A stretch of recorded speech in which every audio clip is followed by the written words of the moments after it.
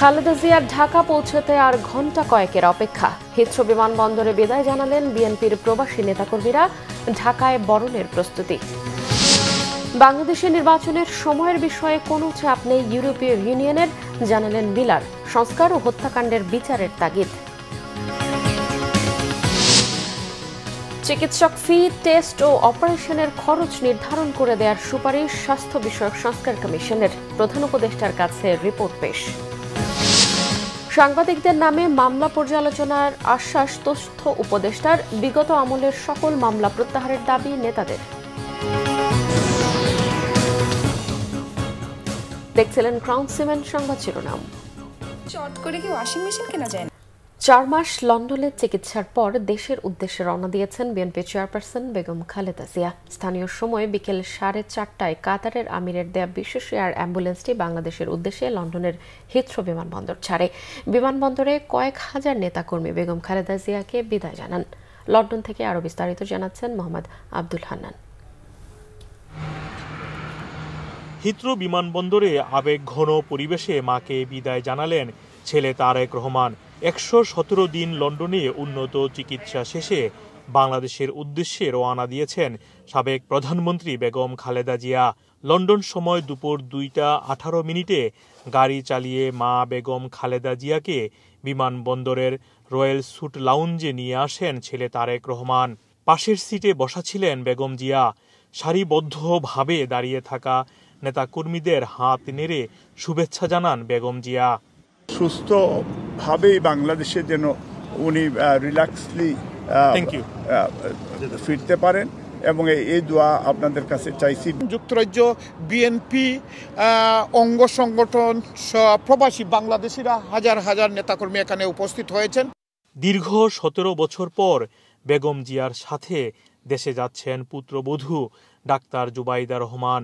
আরেক পুত্রবধূ সৈয়দা শামিলা রহমান, ব্যক্তিগত চিকিৎসক অধ্যাপক AZM জাহিদ হোসেন সহ বেগম খালেদা জিয়ার সফর সঙ্গী 13 জন। এদিকে বেগম খালেদা জিয়াকে বিদায় জানাতে স্থানীয় সময় সকাল 10টা থেকে বিমানবন্দরে জড়ো হয়েছেন শত শত নেতাকর্মী। মোটামুটি সুস্থ হয়ে বাংলাদেশে যাচ্ছেন। আমরা আশা করি আগামী দিনে আরও পুরোপুরি সুস্থ হয়ে বাংলাদেশের মানুষের আশা আকাঙ্ক্ষার জন্য কাজ করবে। আমরা বিশ্বাস করি কিছুদিনের ভিতরে বাংলাদেশে একটি নির্বাচন হবে এবং সেই নির্বাচনে মানুষ ভোট দেওয়ার অধিকার পাবে, ভোট দিতে সুযোগ পাবে এবং সেই ভোটে বাংলাদেশে আবার বিএনপি সরকার গঠন করবে। দেশনেত্রী বেগম খালেদা জিয়া, দেশনায়ক জনাব তারেক রহমান হাল ধরবেন। আগামী দিনে আমরা আশা করব দেশনায়ক তারেক রহমান এবং দেশনেত্রী বেগম খালেদা জিয়ার নেতৃত্বে বাংলাদেশ জাতীয়তাবাদী দল সরকার গঠন করবে এবং বাংলাদেশের মানুষের আশা আকাঙ্ক্ষার প্রতিফলন ঘটাবে বলে আমরা বিশ্বাস করি। এছাড়াও নেতাকর্মীরা আশা প্রকাশ করলেন তারেক রহমান শীঘ্রই দেশে ফিরে বিএনপিকে নেতৃত্ব দিবেন। বেগম জিয়াকে বহনকারী বিশেষ বিমান 1 ঘণ্টা যাত্রা বিরতি করবে কাতারে। মঙ্গলবার সকাল 10:30টায় বেগম খালেদা জিয়াকে বহনকারী বিমানটি হযরত শাহজালাল আন্তর্জাতিক বিমানবন্দরে অবতরণ করার কথা রয়েছে। নেতাকর্মীরা আশা প্রকাশ করেছেন বেগম জিয়া আবারও সামনের সারিতে থেকে বিএনপিকে নেতৃত্ব দিবেন। মোহাম্মদ আব্দুল হান্নান, বাংলা ভিশন, যুক্তরাজ্য। লন্ডনে চিকিৎসা শেষে দেশে ফিরছেন বিএনপি চেয়ারপারসন ও সাবেক প্রধানমন্ত্রী বেগম খালেদা জিয়া। 4 মাসের চিকিৎসায় অনেকটা ভালো বোধ করায় দেশে ফিরছেন তিনি। আগেও চিকিৎসা নিয়ে দেশে ফিরলেও এবারের ফেরাটা ভিন্ন মাত্রা যোগ করেছে দেশের রাজনীতি এবং জনগণের কাছে। আহমেদ সরওয়ারের রিপোর্ট। 1981 সালের 30 মে চট্টগ্রাম সার্কিট হাউসে কিছু বিপদগামী সেনা সদস্যের হাতে শহীদ হন বিএনপির প্রতিষ্ঠাতা ও রাষ্ট্রপতি জিয়াউর রহমান। স্বামীর শাহাদাতের আগ পর্যন্ত গৃহবধূই ছিলেন বেগম খালেদা জিয়া। 2 ছেলেকে লালন পালন ও ঘরের কাজ নিয়েই সময় কাটাতেন। জিয়াউর রহমান দেশের প্রেসিডেন্ট হলেও রাজনীতিতে খালেদা জিয়ার উপস্থিতি ছিল না। কিন্তু স্বামীর মৃত্যুর পর বাস্তবতা তাকে টেনে আনে রাজনীতিতে। নেতাকর্মীদের আহ্বানে ধরতে হয় দলের হাল। সেই থেকে শুরু। 1982 সালের 2 জানুয়ারি খালেদা জিয়া বিএনপির প্রাথমিক সদস্য হন। পরের বছর মার্চে তিনি হন দলটির সিনিয়র ভাইস চেয়ারম্যান। বিচারপতি আব্দুস সাত্তার অসুস্থ হলে 1984 সালের 12 জানুয়ারি তাকে করা হয় দলের ভারপ্রাপ্ত চেয়ারপারসন। বিচারপতি সাত্তারের মৃত্যুর পর সে বছরের 10 মে চেয়ারপারসন পদে বিনা প্রতিদ্বন্দ্বিতায় নির্বাচিত হন। কারাভোগ সহ নানা ঘাত প্রতিঘাত নির্যাতনকে সঙ্গী করে এ দায়িত্বে আছেন টানা 4 দশক। বিএনপির দায়িত্ব নেয়ার পরেই নানা প্রতিকূলতার মুখে পড়েন বেগম খালেদা জিয়া। তারপরও দলকে ঐক্যবদ্ধ রেখে এরশাদের স্বৈরশাসনের বিরুদ্ধে গড়ে তোলেন কঠিন আন্দোলন, পান আপসহীন দেশনেত্রীর খ্যাতি। এরশাদের শাসনের বিরুদ্ধে কোনো রকম সমঝোতা না করেই আন্দোলন করে গেছেন। 1986 সালে আওয়ামী লীগ এরশাদের অধীনে নির্বাচনে অংশ নিলেও বর্জন করে বিএনপি, যা দেশবাসীর কাছে আপসহীন নেত্রী হিসাবে প্রতিষ্ঠিত করে। 1987 সাল থেকে বেগম খালেদা জিয়া এরশাদ হটাও এক দফার আন্দোলন শুরু করেন। একটানা নিরলস ও আপসহীন সংগ্রামের পর স্বৈরাচার এরশাদের পতনের পর 1991 সালের 27 ফেব্রুয়ারি সংসদ নির্বাচনে সংখ্যাগরিষ্ঠতা পায় বিএনপি। বেগম খালেদা জিয়া 1991 সালে প্রথমবারের মতো দেশের প্রধানমন্ত্রী নির্বাচিত হন। 1996 সালের 15 ফেব্রুয়ারি দ্বিতীয়বার ও 2001 সালে জোটগত নির্বাচন করে তৃতীয়বারের মতো প্রধানমন্ত্রী হন। 1993 সালে 1 সেপ্টেম্বর দলের চতুর্থ কাউন্সিলে দ্বিতীয়বার, 2009 সালের 8 ডিসেম্বর পঞ্চম জাতীয় কাউন্সিলে তৃতীয়বার এবং 2016 সালের 19 মার্চ দলের দশম কাউন্সিলে চতুর্থবারের মতো বিএনপির চেয়ারপারসন হন। নির্বাচনের ইতিহাসে বেগম খালেদা জিয়ার একটি অনন্য রেকর্ড হচ্ছে 5টি জাতীয় সংসদ নির্বাচনে 23 আসনে প্রতিদ্বন্দ্বিতা করে সবকটিতেই তিনি জয়ী হয়েছেন। এরশাদ বিরোধী আন্দোলনে 1983 সালের 28 নভেম্বর, 1984 সালের 3 মে, 1987 সালের 11 নভেম্বর তিনি গ্রেপ্তার হয়েছিলেন। সেনা সমর্থিত 111-এর তত্ত্বাবধায়ক সরকারের আমলে খালেদা জিয়াকে 2007 সালের 3 সেপ্টেম্বর গ্রেপ্তার করা হয়। দীর্ঘদিন কারাবাসের পর তিনি আইনি লড়াই করে সবকটি মামলায় জামিন নিয়ে মুক্তি পান। কারাগারে থাকাকালে তাকে বিদেশে নির্বাসনে পাঠানোর চেষ্টা করা হয়, কিন্তু তিনি যেতে অস্বীকার করেন। পরের বছর 11 সেপ্টেম্বর তিনি হাইকোর্টের আদেশে মুক্তি পান। আওয়ামী লীগ ক্ষমতায় এলে 2010 সালের 13 নভেম্বর তিনি ক্যান্টনমেন্টের বাড়ি থেকে উচ্ছেদ হন। 111-এর সরকারের দায়ের করা বিতর্কিত এক মামলায় 2018 সালে 8 ফেব্রুয়ারি 5 বছর সাজা দেওয়া হয় সাবেক প্রধানমন্ত্রী বেগম খালেদা জিয়াকে। প্রথমে পুরান ঢাকার পরিত্যক্ত কারাগারে নিয়ে রাখা হয় বিএনপি চেয়ারপারসনকে। এরপর একই বছরের এপ্রিলে অসুস্থ হয়ে পড়লে তাকে নেওয়া হয় রাজধানীর পিজি হাসপাতালে। সেদিন গাড়ি থেকে হেঁটে নামতে দেখা যায় সাবেক প্রধানমন্ত্রীকে। এখন পর্যন্ত এটিই ছিল গাড়ি থেকে নেমে হেঁটে চলার শেষ দৃশ্য। এরপর ক্রমেই অসুস্থ হতে থাকেন বেগম খালেদা জিয়া। 2020 সালে করোনা সংক্রমণের ভয়াবহ পরিস্থিতিতে নির্বাহী আদেশে বেগম জিয়ার সাজা স্থগিত করা হয়। 25 মার্চ বেগম খালেদা জিয়াকে যখন হাসপাতাল থেকে বের করা হচ্ছিল তখন খুবই অসুস্থ ছিলেন তিনি। হাঁটা চলার মতো পরিস্থিতিও ছিল না তার। হুইল চেয়ারে তোলা হয় গাড়িতে। সে অবস্থায় নেতাকর্মী বেষ্টিত হয়ে গুলশানের বাসভবন ফিরোজায় পৌঁছান খালেদা জিয়া। এরপর থেকে বাসা থেকেই চিকিৎসা নিতে হয় তাকে। এর মধ্যে পরিবার ও দলের পক্ষ থেকে বিদেশে উন্নত চিকিৎসার দাবি জানানো হলে সরকার বারবার নাকচ করে দেয়। বয়স তো 80-র উপরে, তো মৃত্যু সময় হয়ে গেছে, তার মধ্যে অসুস্থ, তো এখানে এত কান্নাকাটি করতে লাভ নাই। বেশ কয়েকবার গুরুতর অসুস্থ হয়ে পড়লে তাকে নেওয়া হয় এভার কেয়ার হাসপাতালে। 2021 সালের এপ্রিলে আক্রান্ত হন করোনায়। ধীরে ধীরে আরও কিছু গুরুতর রোগে আক্রান্ত হন তিনি। দেখা দেয় জটিলতা। প্রথম টেম্পোরারি পেসমেকার, পরবর্তীতে পার্মানেন্ট পেসমেকার লাগিয়ে আজকে এই মুহূর্তে উনি ক্রিটিক্যাল কেয়ার ইউনিটে। এর মধ্যে লন্ডনে অবস্থান করা ছেলে তারেক রহমান বিভিন্ন রাজনৈতিক কর্মসূচিতে মায়ের চিকিৎসা ও মুক্তির জন্য দেশবাসীর কাছে দোয়া চান। মুক্তির জন্য রাজনৈতিকভাবে নানা কর্মসূচিও পালন করা হয়। আকুল আবেদন জানাই আমার নিরপরাধ মায়ের মুক্তির সাহায্যে। টানা গত ৬-৭টি বছর বেগম খালেদা জিয়ার চিকিৎসা নিয়েই ছিল দেশের বড়দল বিএনপির অন্যতম দুশ্চিন্তা। নানা আন্দোলন সংগ্রামেও নিশ্চিত করা যায়নি তার বিদেশে চিকিৎসা। 5 আগস্টে ছাত্র জনতার গণ অভ্যুত্থানে শেখ হাসিনার পলায়নের পর খালেদা জিয়ার বন্দি জীবনের অবসান হয়। এরপর এবছরের 8 জানুয়ারি উন্নত চিকিৎসার জন্য নেওয়া হয় লন্ডনে। সেখানে দ্য লন্ডন ক্লিনিকে 17 দিন চিকিৎসার পর গত 25 জানুয়ারি হাসপাতাল থেকে ছেলে তারেক রহমানের লন্ডনের বাসায় যান তিনি। এরপর ছেলের বাসাতেই তার চিকিৎসা চলে। চিকিৎসায় শারীরিকভাবে আগের চেয়ে অনেকটা ভালো বোধ করায় দেশে ফেরার সিদ্ধান্ত। দেশের বাইরে আমার কোনো ঠিকানা নেই, এটাই হলো আমার ঠিকানা। এই দেশ, এই দেশের মাটি, মানুষই আমার সবকিছু। তার এই ফিরে আসা নতুন নয়। 40 বছরের দীর্ঘ রাজনৈতিক জীবনে নিজের চিন্তা করে কোনো সিদ্ধান্ত নেননি বেগম খালেদা জিয়া। আপসহীনতাই বাংলাদেশের রাজনীতিতে তাকে নিয়ে গেছে ভিন্ন উচ্চতায়। আহমেদ সরওয়ার, বাংলা ভিশন, ঢাকা। আরো থাকতে বলে, কিন্তু আপনারা প্রত্যেকে জানেন যে দেশের কি অবস্থা, এবং এই মুহূর্তে আমাকে দেশে যাওয়াটাও প্রয়োজন। সেজন্যই আমাকে যেতেই হবে। ডাক্তার জোবাইদা রহমান রাজনৈতিক পরিবারে জন্মগ্রহণ করলেও তার জীবন ছিল চ্যালেঞ্জে ভরা। একজন চিকিৎসক, সংগ্রামী নারী এবং বাংলাদেশ জাতীয়তাবাদী দল বিএনপির ভারপ্রাপ্ত চেয়ারম্যান তারেক রহমানের স্ত্রী হিসেবে দেখিয়েছেন কঠিন পরিস্থিতিতে মানবিকতা ও সাহসিকতার নিদর্শন। দীর্ঘ 17 বছর পর 6 মে শাশুড়ি সাবেক প্রধানমন্ত্রী বেগম খালেদা জিয়ার সঙ্গে বাংলাদেশে ফিরছেন ডাক্তার জোবাইদা রহমান। নিয়াজ মাকদুমের রিপোর্টে বিস্তারিত।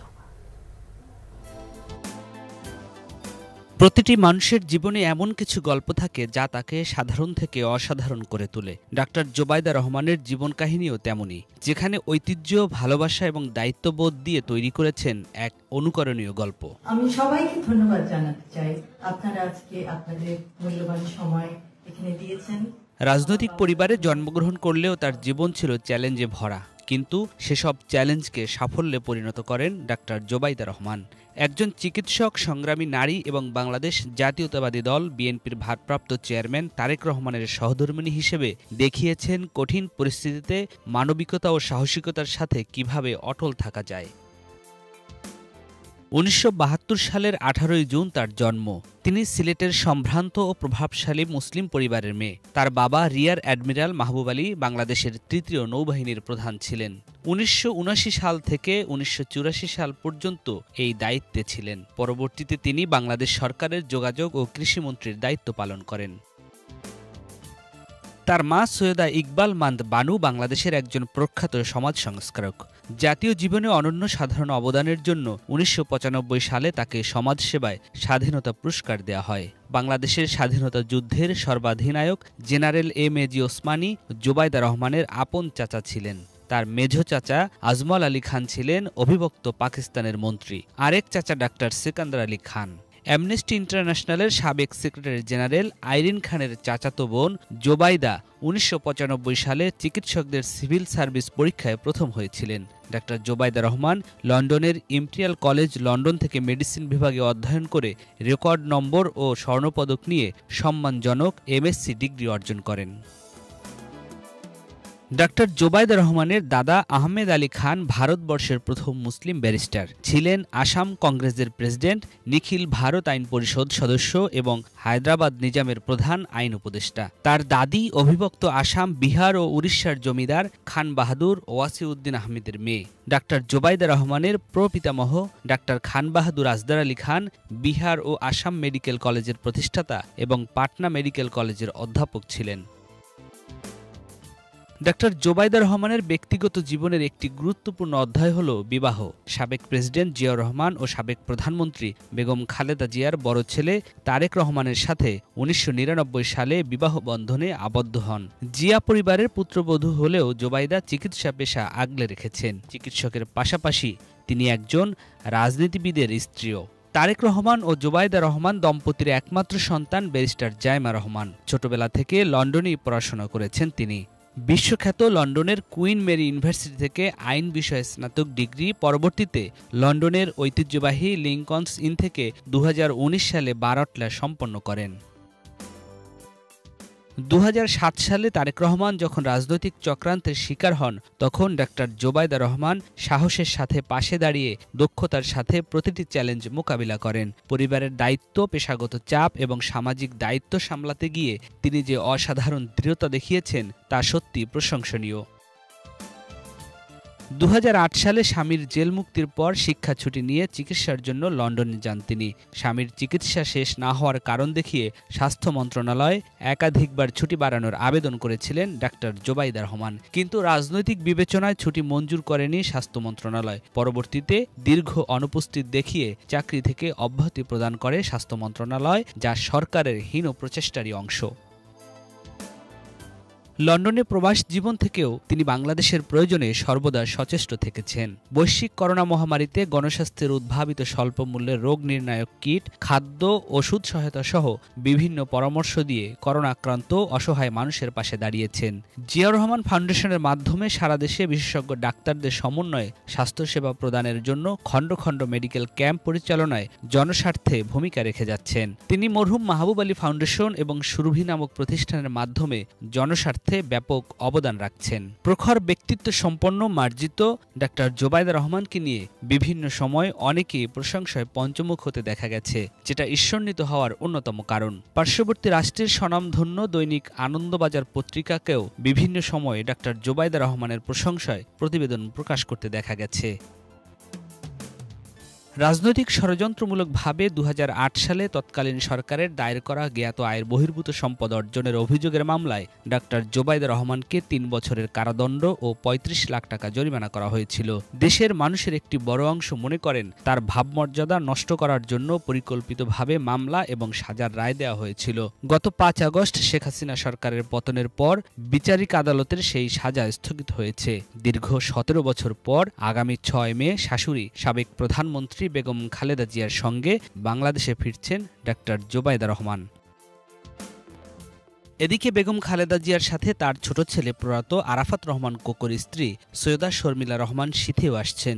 ১১ সরকারের সময় স্বামী আরাফাত রহমান কোকোর সঙ্গে মালয়েশিয়া যান শর্মিলা। ২০১৫ সালে কোকোর মৃত্যুর পর ২ মেয়েকে নিয়ে লন্ডনে বসবাস শুরু করেন তিনি। খালেদা জিয়া গুরুতর অসুস্থ হয়ে পড়লে ২০২১ সালের অক্টোবরে তাকে দেখতে ঢাকায় আসেন শর্মিলা। সে সময় তিনি ২.৫ মাস ঢাকায় ছিলেন। প্রয়াত আরাফাত রহমান কোকো এবং শর্মিলা দম্পতির জাফিয়া রহমান ও জাহিয়া রহমান নামে ২ মেয়ে রয়েছে। Niaz Makhdoom, Bangla vision, Dhaka. BNP chairperson Begum Khaleda জিয়ার দেশে ফেরার বিষয়ে জনগণ ও নেতাকর্মীদের উদ্দেশ্যে বার্তা দিয়েছেন বিএনপির মহাসচিব মির্জা ফখরুল ইসলাম আলমগীর। বেগম জিয়াকে অভ্যর্থনা জানাতে গিয়ে যেন কোনো বিশৃঙ্খলা না ঘটে এবং এসএসসি পরীক্ষার্থীদের কোনো সমস্যা না হয় সে বিষয়ে সতর্ক করেছেন মির্জা ফখরুল ইসলাম আলমগীর। উনি আগামীকাল তার রয়্যাল অ্যাম্বুলেন্সের এয়ারক্রাফটে উনি সকাল 10টায় পৌঁছাবেন ঢাকা এয়ারপোর্টে। তো এই ক্ষেত্রে কালকে আমাদের একটা তরফ থেকে একটা আবেদন আছে জনগণের প্রতি, বিশেষ করে আপনার ছাত্র পরীক্ষা আছে আপনার এসএসসির 2টা সাবজেক্ট পড়ে। আমাদের যারা ম্যাডামকে আপনার সম্বর্ধনা জানাতে চাইবেন তারা যেন রাস্তার উপরে দাঁড়িয়ে এটা করেন। আমরা এর আগে নির্দেশ দিয়েছি জাতীয় পতাকা এবং দলীয় পতাকা দিয়ে আপনার তাকে অভ্যর্থনা জানানো। আর পুলিশ কর্তৃপক্ষকে বলতে চাই তারা যেন রাস্তায় কাউকে দাঁড়াতে না দেন। দয়া করি আমরা যথাসাধ্য চেষ্টা করব যাতে আপনার পরীক্ষার্থীদের কোনো অসুবিধা না হয়। সবাই মিলে আমরা চেষ্টা করব। জাতীয় নির্বাচনের সময় নিয়ে ইউরোপীয় ইউনিয়ন কাউকে চাপ দেবে না বলে মন্তব্য করেছেন ঢাকায় নিযুক্ত ইইউ রাষ্ট্রদূত মাইকেল মিলার। জাতীয় প্রেস ক্লাবে diplomatic correspondent association Bangladesh DCAB আয়োজিত এক অনুষ্ঠানে এই মন্তব্য করেন তিনি। মাইকেল মিলার বলেন, ইইউ একটি আন্তর্জাতিক মানের অংশগ্রহণমূলক ও স্বচ্ছ নির্বাচনী পরিবেশ তৈরিতে সহযোগিতা করতে চায়। জাতীয় নির্বাচন কবে অনুষ্ঠিত হবে তা একান্তই বাংলাদেশের জনগণ এবং সংবিধান অনুযায়ী নির্ধারিত হওয়ার বিষয়। ইইউ কারো ওপর কোনো নির্দিষ্ট সময়ের মধ্যে নির্বাচন আয়োজনের চাপ দেবে না বলেও জানান তিনি। ইইউ রাষ্ট্রদূত বলেন, নির্বাচনের সময় বাংলাদেশের জন্য অবশ্যই গুরুত্বপূর্ণ, তবে সময়ের চেয়ে বেশি জরুরি একটি সুষ্ঠু, অংশগ্রহণমূলক ও আন্তর্জাতিক মানের নির্বাচন আয়োজন। তিনি আরো বলেন, বাংলাদেশের প্রধান উপদেষ্টা ডক্টর ইউনূস সংস্কারের বিষয়ে সহযোগিতা চেয়েছেন। চলমান সংস্কার কার্যক্রমে ইউরোপীয় ইউনিয়নের সমর্থন রয়েছে বলেও জানান মাইকেল মিলার। স্বাস্থ্য খাতে জাতীয় আয়ের কমপক্ষে 5 ভাগ এবং বাজেটের 15 ভাগ বরাদ্দ দেয়া সহ 31টি মুখ্য সুপারিশ করেছে স্বাস্থ্য খাত সংস্কার কমিশন। সকাল 11টায় স্বাস্থ্য বিষয়ক সংস্কার কমিশন রাষ্ট্রীয় অতিথি ভবন যমুনায় প্রধান উপদেষ্টার কাছে সুপারিশ সহ প্রতিবেদন পেশ করে। প্রাথমিক স্বাস্থ্যসেবা নেয়ার ক্ষেত্রে প্রত্যেকের ন্যাশনাল আইডিকে বিবেচনায় নিতে জোর দিয়েছেন প্রধান উপদেষ্টা ডক্টর মোহাম্মদ ইউনূস। পরে ফরেন সার্ভিস একাডেমিতে ব্রিফিং করেন কমিশন প্রধান জাতীয় অধ্যাপক ডক্টর AK আজাদ খান। প্রতিবেদনে হাসপাতাল ও ক্লিনিকে সহিংসতা রোধে মেডিকেল পুলিশ নামে একটি শিক্ষিত বিশেষ ইউনিট গঠনের সুপারিশ করা হয়। এছাড়াও স্বাস্থ্যসেবাকে পুরোপুরি বিকেন্দ্রীকরণ, স্বাস্থ্য খাতে নিয়োগে স্বতন্ত্র পাবলিক সার্ভিস কমিশন, স্বাস্থ্যসেবার মূল্য নিয়ন্ত্রণ ও সুদের জেনেরিক নাম আগামী 5 বছরের মধ্যে 100% বাস্তবায়ন, জরুরি স্বাস্থ্যসেবাকে স্বীকৃতি দেয়া, ডিজিটাল স্বাস্থ্যসেবা গড়ে তোলা, হাসপাতাল ও ক্লিনিকে সহিংসতা রোধে মেডিকেল পুলিশ, স্বাস্থ্যসেবা বেতন নির্ধারণ, স্বাস্থ্য আমার অধিকার প্রতিপাদ্যে আরও বেশ কিছু সুপারিশ তুলে ধরা হয় সংবাদ সম্মেলনে।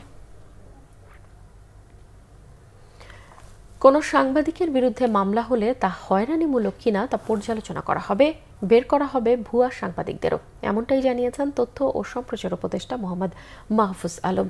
বিশ্বমুক্ত গণমাধ্যম দিবস উপলক্ষে সোমবার রাজধানীর বেইলি রোডের চলচ্চিত্র প্রকাশনা অধিদপ্তর বাংলাদেশ সাংবাদিক কল্যাণ ট্রাস্ট আয়োজিত ফ্যাসিবাদের শাসনামলে সাংবাদিক হত্যা ও নিপীড়ন শীর্ষক সেমিনারে এসব কথা বলেন তিনি।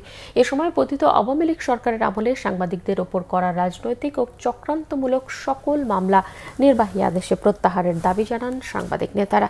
এছাড়াও সংবাদ মাধ্যমকে টিকিয়ে থাকতে ঋণ সহায়তা প্রদান ও সাংবাদিকদের ন্যূনতম বেতন নবম গ্রেড অনুযায়ী হওয়ার প্রয়োজনীয়তা উঠে আসে সেমিনারে। পতিত সরকারের আমলে দেয়া গণমাধ্যমগুলোর লাইসেন্স তদন্ত করে দেখা হবে বলেও জানানো হয় সেমিনারে। প্রধান নির্বাচন কমিশনার AMM নাসির উদ্দিন বলেছেন, ঢাকা দক্ষিণ সিটির মেয়র ইশরাক হোসেনকে শপথ পড়ানোর দায়িত্ব স্থানীয় সরকার মন্ত্রণালয়ের। এ বিষয়ে নির্বাচন কমিশনের কিছুই করার নেই। ভোটার তালিকা হালনাগাদ ও ত্রয়োদশ জাতীয় সংসদ নির্বাচন উপলক্ষে ময়মনসিংহ সিটি কর্পোরেশন মিলনায়তনে ময়মনসিংহ অঞ্চলের নির্বাচন কর্মকর্তাদের সঙ্গে মতবিনিময় সভায় তিনি এসব কথা বলেন। প্রধান নির্বাচন কমিশনার বলেন, একটি অবাধ, সুষ্ঠু, নিরপেক্ষ ও সুন্দর নির্বাচন করতে নির্বাচন কমিশন প্রতিজ্ঞাবদ্ধ। এবার আর দিনের ভোট রাতে হওয়ার কোনো সুযোগ নেই। কোনো রাজনৈতিক বিতর্কে জড়াবে না নির্বাচন কমিশন। বলেন, যে কোনো সিদ্ধান্ত কমিশনের সব সদস্য মিলে নেওয়া হয়, একক কোনো সিদ্ধান্ত নেওয়া হয় না। এশিয়ান ডেভেলপমেন্ট ব্যাংক এডিবির প্রেসিডেন্ট মাসাতো কেন্দা বলেছেন, এশিয়ার দেশগুলোর অর্থনৈতিক উন্নয়নকে আরও দ্রুত, বেগবান ও সহজ করাই তাদের মূল উদ্দেশ্য। প্রশান্ত মহাসাগরীয় অঞ্চলের দারিদ্র্য ও জলবায়ু পরিবর্তনের প্রভাব মোকাবেলায় একযোগে কাজ করারও আহ্বান জানান তিনি। ইতালির মিলান থেকে আরও জানাচ্ছেন মুহিবুল্লাহ মুহিব। ৬৮টি সদস্য দেশের গভর্নর ও ডেলিগেটদের নিয়ে দ্বিতীয় দিনের মতো চলছে এশিয়ান ডেভেলপমেন্ট ব্যাংক এডিবির বার্ষিক সম্মেলন। ইতালির মিলান কনভেনশন সেন্টারে আয়োজিত সম্মেলনে আয়োজক দেশের নানা সংস্কৃতি ও ঐতিহ্য তুলে ধরেন সে দেশের সংস্কৃতি কর্মীরা। বিশ্বের বিভিন্ন দেশ থেকে আসা ডেলিগেটদের উদ্দেশ্যে বক্তব্য রাখেন এডিবির প্রেসিডেন্ট মাসাতো কেন্দা। খাদ্য পরিস্থিতির দুর্বলতায় জরুরি পদক্ষেপের অপর্যাপ্ততা, খরা, বন্যা মহামারীতে খাদ্য নিরাপত্তায় ব্যাঘাতের কারণে বিশ্বে লাখো মানুষ দারিদ্র ও অনাহারের দিকে ধাবিত হচ্ছে। এসব সমস্যা সমাধানে একযোগে কাজ করার আহ্বান জানান ADB president.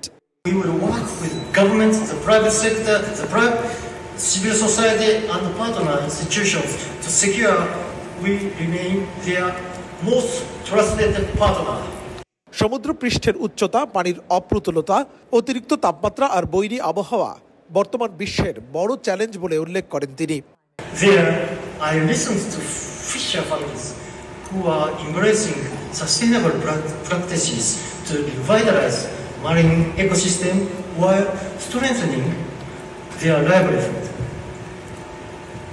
I saw our contribution at the high school where ADB is providing modern labs and comprehensive teacher training to give students the science and technology skills Cambodia needs to thrive.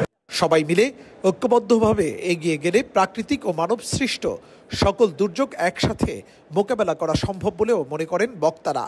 পৃথিবীর ৬৮টি দেশের অংশগ্রহণে শুরু হয়েছে Asian development bank এডিবির ৫৮তম বার্ষিক সম্মেলন।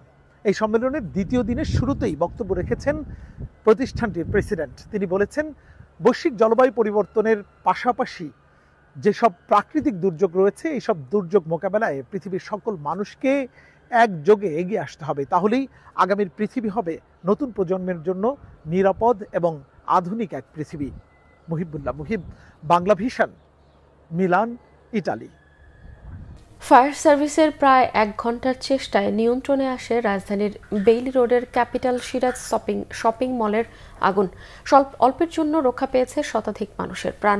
সোমবার সন্ধ্যা ৬টা ৪০-এর দিকে সূত্রপাত হওয়া আগুন ১ ঘন্টার ব্যবধানে নিয়ন্ত্রণে আনে ফায়ার সার্ভিস। বেসমেন্টে লাগা আগুনের ধোঁয়া মুহূর্তেই ছড়িয়ে পড়ে ১৫ তলা ভবনটিতে। বাণিজ্যিক ও আবাসিক ভবনটিতে থাকা শতাধিক মানুষ আতঙ্কে ভবনের ছাদে উঠে যায়। ফায়ার সার্ভিস কর্মীরা তাদের ল্যাডার দিয়ে নামিয়ে আনেন আটকা পড়াদের। ভবনটিতে আগুন লাগার কারণ এবং অগ্নি নির্বাপক ব্যবস্থা নিয়ে তদন্তের কথা জানিয়েছে ফায়ার সার্ভিস। সংস্থাটি বলছে, বেসমেন্টের জেনারেটর থেকে আগুনের সূত্রপাত হতে পারে। গাড়ির গ্যারেজের জায়গায় সিলিন্ডার ও জেনারেটর রাখা ছিল। Capital Siraj centre shopping mall আধুনিক হলেও অগ্নি নির্বাপনের পর্যাপ্ত ব্যবস্থা নেই বলে জানান ভবনটির বাসিন্দারা। আগুন নিয়ন্ত্রণে ফায়ার সার্ভিসকে সহযোগিতা করে সেনাবাহিনী ও অন্যান্য আইন শৃঙ্খলা বাহিনী। হাসনাত আবদুল্লার ওপর হামলার ঘটনায় গাজীপুর সিটির সাবেক মেয়র জাহাঙ্গীর আলম, সাবেক মুক্তিযুদ্ধ বিষয়ক মন্ত্রী আকম মোজাম্মেল হক, সাবেক প্রতিমন্ত্রী জাহিদ আহসান রাসেল সহ 100 জনের নামে মামলা করা হয়েছে। সোমবার সন্ধ্যায় এনসিপির সদর থানার আহ্বায়ক খন্দকার আলামিন বাদী হয়ে বাসন থানায় এই মামলা দায়ের করেন। এই ঘটনায় সোমবার সকাল পর্যন্ত 54 জনকে গ্রেফতার করা হয়েছে। এর আগে দুপুরে এনসিপির নেতা বাসন থানায় উপস্থিত হয়ে হাসনাত আবদুল্লার ওপর হামলার ঘটনায় মামলার এজাহার দায়ের করেন। মামলাটি নথিভুক্ত করা হয়েছে বলে জানিয়েছেন থানার ভারপ্রাপ্ত কর্মকর্তা মোহাম্মদ শাহিন খান। মামলার বাদী খন্দকার আলামিন বলেন, কেন্দ্রীয় নেতাদের নির্দেশনা মেনে আলাপ আলোচনার মাধ্যমেই বাসন থানায় মামলা দায়ের করা হয়েছে। এ সময় অপরাধীদের দ্রুত গ্রেফতারের অনুরোধ জানান তারা। এ বিষয়ে গাজীপুর মহানগর পুলিশের অতিরিক্ত উপকমিশনার রবিউল ইসলাম জানান, চান্দনা চৌরাস্তা সহ বিভিন্ন থানা এলাকায় অভিযান চালিয়ে 54 জন আওয়ামী লীগ নেতাকর্মীকে আটক করে পুলিশ। পরে এই মামলায় গ্রেফতার দেখানো হয় তাদের। বহুল প্রত্যাশিত বাংলাদেশি পাসপোর্ট হাতে পেয়েছেন সামিত সোম। এখন দ্রুতই তার সব ডকুমেন্টস দিয়ে ফিফা প্লেয়ার স্ট্যাটাস কমিটির কাছে আবেদন করবে বাফুফে। সেখান থেকে ক্লিয়ারেন্স পেলে বাংলাদেশের হয়ে খেলতে আর কোনো বাধা থাকবে না সামিতের।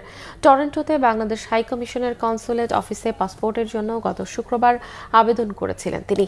বায়োমেট্রিক, ছবি তোলা সহ যাবতীয় কাজ বেশ দ্রুত সময়ের মধ্যেই শেষ হওয়ায় দুদিনের মধ্যেই 5 মে তার হাতে লাল সবুজ দেশের পাসপোর্ট তুলে দেওয়া হয়েছে। তার পিতামাতা বাংলাদেশি হওয়ায় পাসপোর্ট পেতে বেশি সমস্যা হয়নি। 27 বছর বয়সী এই অ্যাটাকিং মিডফিল্ডার 2020 সালে কানাডা জাতীয় দলের হয়ে 2টি ম্যাচ খেলেছেন। গত 11 এপ্রিল লাল সবুজের জার্সিতে খেলার আগ্রহ প্রকাশ করে বাফুফের কাছে আবেদন করেন তিনি। কানাডায় জাতীয় দলের খেলোয়াড় এবং কানাডিয়ান প্রিমিয়ার লিগের ক্লাব ক্যাভালির এফসিতে খেলায় তার প্রতি আগ্রহ তৈরি হয় বাফুফের এবং দ্রুত সময়ের মধ্যে তার জন্ম নিবন্ধন সনদ, কানাডা ফুটবল অ্যাসোসিয়েশনের ছাড়পত্র এবং তৃতীয় ধাপে বাংলাদেশের পাসপোর্ট পেয়ে গেছেন সামিত। এখন ফিফা প্লেয়ার স্ট্যাটাস কমিটির ছাড়পত্রের জন্য বাফুফে দ্রুতই আবেদন করবে। ইংলিশ প্রিমিয়ার লিগের ফুটবলার হামজা চৌধুরীর খেলার অনুমোদন পেতে 4 মাস সময় লেগেছিল বাফুফের। আগামী 10 জুন সিঙ্গাপুরের বিপক্ষে বাংলাদেশের ম্যাচে সামিতকে খেলাতে চায় বাফুফে। ম্যাচের 1 সপ্তাহ আগে এএফসি পোর্টাল খেলোয়াড় নিবন্ধনের শেষ সময়ের নিয়ম থাকায় ফিফার ক্লিয়ারেন্স পেতে হবে 3 জুনের মধ্যে। সংবাদ শেষ করব ক্রাউন সিমেন্ট শিরোনামগুলো আরও একবার। খালেদা জিয়া ঢাকা পৌঁছতে আর ঘন্টা কয়েকের অপেক্ষা। হিথ্রো বিমানবন্দরে বিদায় জানালেন বিএনপির প্রবাসী নেতাকর্মীরা। ঢাকায় বরণের প্রস্তুতি। বাংলাদেশের নির্বাচনের সময়ের বিষয়ে কোনো চাপ দেবে না ইউরোপীয় ইউনিয়ন, জানালেন মিলার। সংস্কার ও হত্যাকাণ্ডের বিচারের তাগিদ। চিকিৎসক ফি, টেস্ট ও অপারেশনের খরচ নির্ধারণ করে দেওয়ার সুপারিশ স্বাস্থ্য বিষয়ক সংস্কার কমিশনের। প্রধান উপদেষ্টার কাছে রিপোর্ট পেশ। সাংবাদিকদের নামে মামলা পর্যালোচনার আশ্বাস তথ্য উপদেষ্টার। বিগত আমলের সব মামলা প্রত্যাহারের দাবি নেতাদের। দর্শক, এই ছিল এখনকার মতো। পরের সংবাদ সকাল 9টায়। এছাড়া বাংলাভিশন সংবাদ ও সংবাদ সংশ্লিষ্ট অনুষ্ঠান দেখতে ভিজিট করুন www.bvnews24.com ও facebook.com/banglavisionnews-এ এবং সাবস্ক্রাইব করুন youtube.com/banglavisionnews-এ। এখন সঙ্গে থাকায় ধন্যবাদ সবাইকে।